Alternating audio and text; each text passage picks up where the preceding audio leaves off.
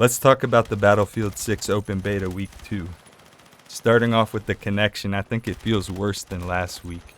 And the performance as well feels a little bit worse, at least for me on PC. Possibly this is due to an NVIDIA driver that came out on the 12th.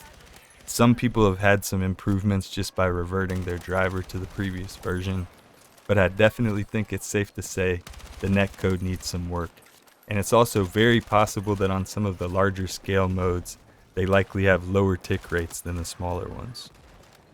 The menu UI definitely needs some work, especially graphic settings on PC. When you go into advanced settings, you go back and then you have to click graphic settings again and then go back to where you were. It's just too many steps. Auto spotting. I think it should be sniper only, or I think that it needs some type of change to it. Maybe only your squad can see, or maybe it doesn't show on the minimap. I don't know. It just feels terrible to spend a lot of time flanking or even just looking for enemy players. Just to go running forever. I maybe get shot at by one guy. I make it around the corner, but all of his teammates around that corner already know that I'm coming. Not because of the footstep audio, but because I have a fucking Dorito over my head. Don't get me wrong, spotting definitely has a place in the game. Same thing with auto spotting. I think maybe it should be recon only or something. But whatever the case may be, it feels too handholdy in my opinion. It's like I make all this effort to find players when I should just be laying somewhere at an elevated position where I can just sweep my crosshair across the whole map or across the whole little tiny section that we're in. And now my whole team knows where everybody's at, rather than me running forward actually looking for the enemies, actually going towards the objective. I can't even start on how many matches I've had where our team has 700 tickets left on Conquest. We win, and I'm still pissed off just because of the way that the enemy team played. They got completely smashed. Nobody played the objective. Everybody just held weird angles from bushes and shit, and it was just an unenjoyable experience. And the auto spotting makes that even worse.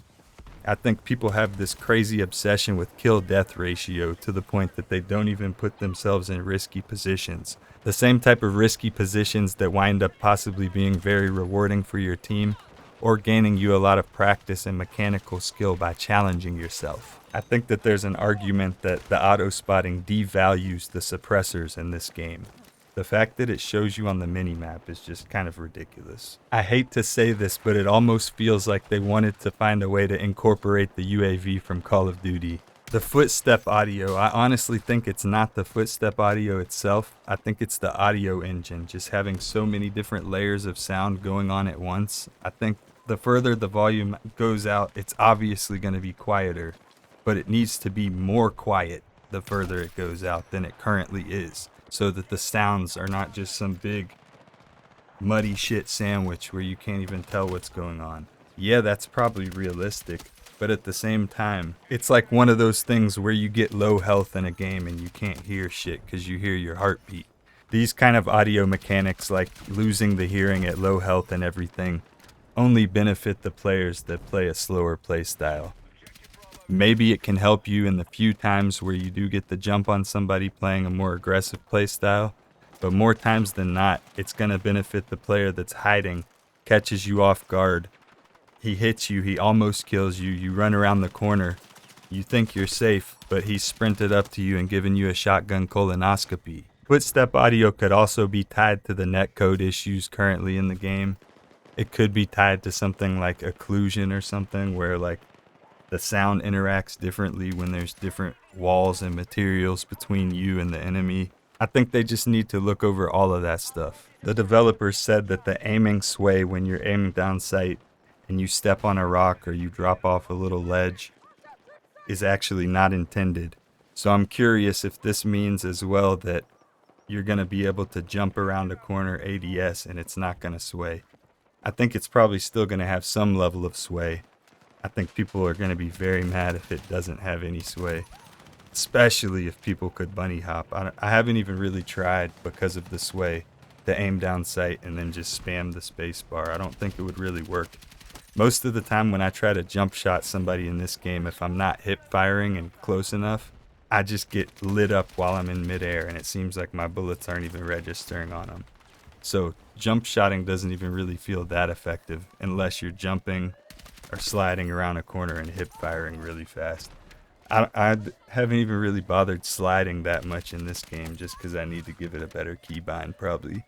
But, I'm sure Battlefield players are really fond of sliding and jumping. The fact of the matter is the only way to prevent somebody from jumping around a corner and hip firing is literally not having jumping in the game, which would just be ridiculous. I think it's safe to say most of the players don't want any crazy broken slide cancel, hitbox altering movements in the game that are basically like desyncing the character from where they appear to be. And the only way that you can actually hit them is by your aim assist locking onto them. What's your personal thoughts on the beta? Do you think the game really is just starving for bigger maps? Do you think these betas were just to bring in Call of Duty players? What are your thoughts on the whole thing? What are your thoughts on my takes that I gave in this video in terms of like the auto spotting, the audio, things of that nature? Those are my biggest gripes right now. I think the issue with the auto spotting is if it was completely taken out, visibility is just kind of horrendous. You can't have this level of visual fidelity that we have in the game and like realistic looking soldiers and shit without them also really blending into the environment.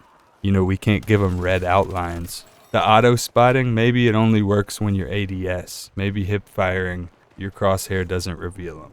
Maybe that's a happy medium. Maybe they don't get revealed by hip fire unless they're actually hit by a bullet.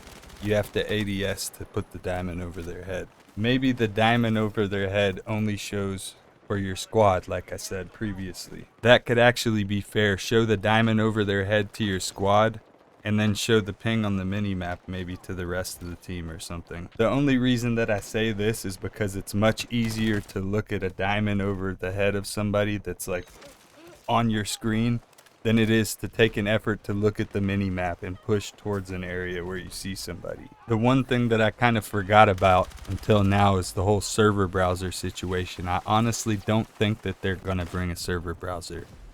One of the developers said on Twitter that basically having hardware running 24/7 that's persistent, dedicated hardware is just basically financially unfeasible. I know a lot of these games ever since 2018 or 2019 started using Amazon Web Services, Google Cloud Services, instead of regular dedicated servers because they can spin up a server instantly, and as soon as the match ends, the server goes down. When that web server that's been spun up shuts down, essentially it's no longer taking up resources from that piece of hardware that it's running off of. So this actually does save a lot of money rather than just keeping something running all day, one single dedicated server. I think the biggest application of this where they save money is different times of day when the player base fluctuates, different times of the game season when it fluctuates, all these different things. Every single game when it launches, the viewer base tapers off. So if they're spending $5 million a month for servers, let's just throw a random ass number out there that's probably completely off. It might even be more, might be less. Once the player base falls off and goes below a certain level, they're not going to want to keep paying that same amount every single month to have those same servers available despite the player base has dropped off, or the player base is spending less money on cosmetics or whatever the case may be. At the end of the day, they're a public traded company. I'm honestly kind of suspicious that a lot of the janky netcode in recent years has been partially due to cloud servers being used and moving over towards them.